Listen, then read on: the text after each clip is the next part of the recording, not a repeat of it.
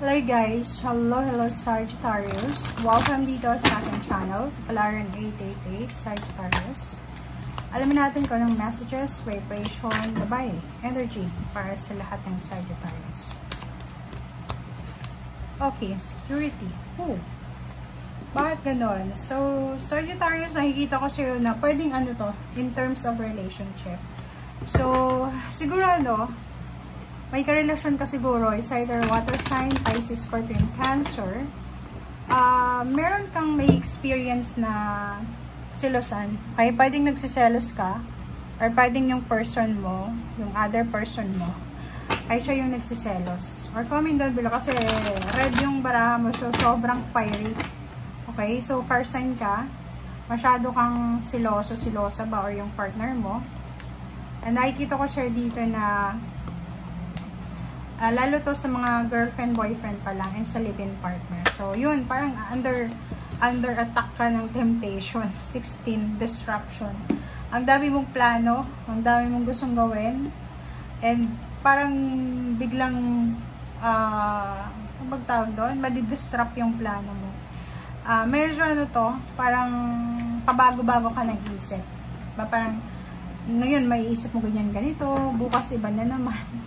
Okay, so iwasan mo yan kasi hindi yan makakatulong sa'yo. Yung envy, yung insecurity, kailangan mo yung iwasan and kailangan magtiwala. Okay? Kasi pwedeng yung pagmamahalan nyo ay posibleng masira dahil sa sobrang selos o dahil sa sobrang tamang hinala. Okay? Okay, Saggy. Page of Earth. Nakikita ko na may isang Sagittarius na makakatanggap siya ng letter or message. Ang message na to is pwedeng tungkol sa scholarship, sa pag-aaral, tungkol sa visa, kailangan mag-aaral ng lengguwahe. Happy news siya. Okay? So, pwedeng yan, contract signing, kontrata, offer ng job, offer ng business or kano pa man. Okay? Ten of Water, so in terms of family, like parents, siblings, or pwedeng relationship, nakikita ko na masaya. You are blessed sa pagkakaroon ng magulang, ng kapatid, and nakikita ko siya masaya. Meron kayong isi-celebrate na family celebration, pwedeng tungkol sa kapatid mo, or tungkol sa magulang mo. So, ang nakikita ko na problema dyan is intimate. Diba yung sabi ko sa'yo kanina, silosan, insecurities, envy. Pero itong 10 of Water and 9 of Water na to is about family. About magulang, about kapatid. Hindi naman siya intimate eh. So, siya? Parents mo, siblings, pamangkin na po. So, nakikita ko na maayos naman yung takbo ng pamilya mo. Ang may problema ka lang is doon sa karelasyon mo. Okay? Sa asawa or boyfriend, girlfriend. Okay? Kalibing partner. May mga wishes yung family nyo na posibleng ma-fulfill. Pwedeng may wish kayo tungkol sa kapatid nyo, sa magulang nyo, pwedeng health, pwedeng healing, pwedeng recovery, pwedeng freedom. So, nakikita ko sa'yo dito na yung mga wish, yung family wish nyo, wishes, ay posibleng magkatotoo. High Priestess, so kung ano mang nangyayari sa'yo sa ngayon, isipin mo na may rason ang lahat. May mga hidden messages. Kahit yung happiness, kahit yung success na nararanasan ng tao, may rason kung bakit nagtatagumpay yung tao yun. Kung malungkot ka naman, may kung stressful na pinagdadaanan, may rason kung bakit ganun ang nangyayari. Okay? So, nakikita ko sir dito na marami kang ma-analyze, marami kang malalaman. Siguro yung mga lesson learned or yung mga mistakes mo sa buhay. Okay? Next is relief, hope. Isang travel, paglilipat bahay, pag-move on sa relationship na hindi na nag-work, ang posibleng mangyari. So, nakikita ko na paalis ka na sa isang sitwasyon na sobrang toxic, insecure, parang ganon. And papunta ka na doon sa happy family ending. So, yun, di ba, if you're in a relationship sa water sign, Pisces, Scorpion, Cancer, may posibleng relationship na magbabago. Okay? Pwedeng magkahiwalay or pansamantalang maghiwalay dahil yung isa, posibleng magtrabaho sa ibang bansa or sa ibang lugar. And sa recovery naman ng emotion, may mga emotional or financial problems or stresses sa buhay na posibleng makarecover kayo. Okay? So, Queen of Air, kita ko sa'yo dito na sobra-sobra yung determination mo eh. parang straightforward, nakafocus ka talaga doon sa kung anong gusto mo eh. Iniisip mo, ito yung gusto ko eh, ito yung gusto kong i-manifest.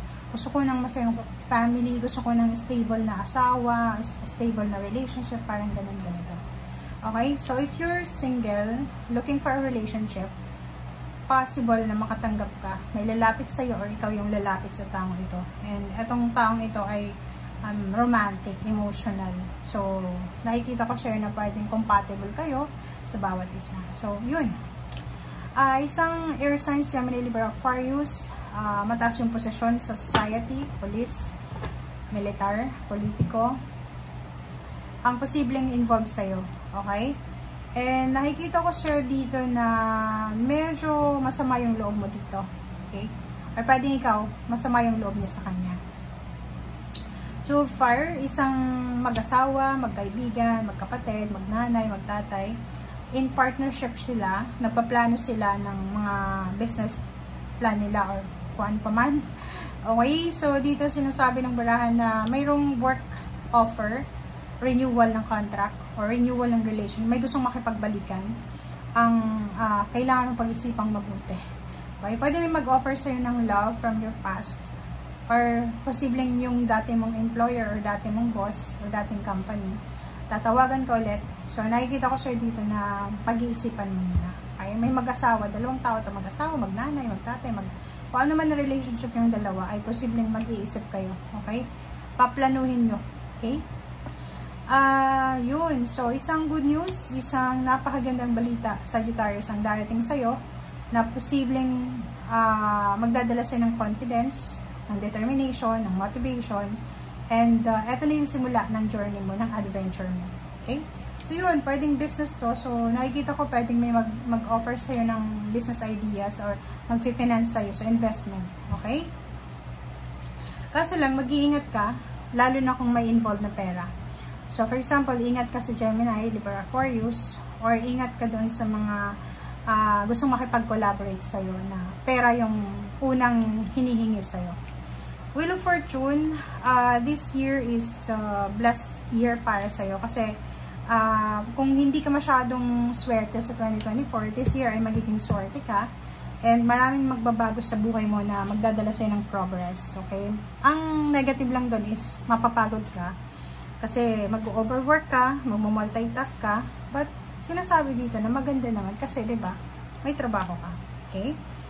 So, you will reclaim your power, 'di ba? Kung nawala sa iyo yung power na 'yan, like yung pagiging leader, kung ano man yung nangyari sa iyo sa nakaraan, na kung ano man yung maganda na nangyari sa nakaraan, ibabalik yan sa iyo ng kasalukuyan. Okay?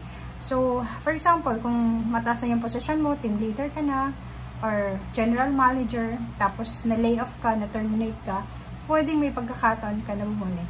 And be careful din kasi may mga old relationship na pwedeng bumalik sa'yo. So, if you're married, i-reject mo na lang. Okay? If you're single, why not, diba? So, thank you guys. Bye!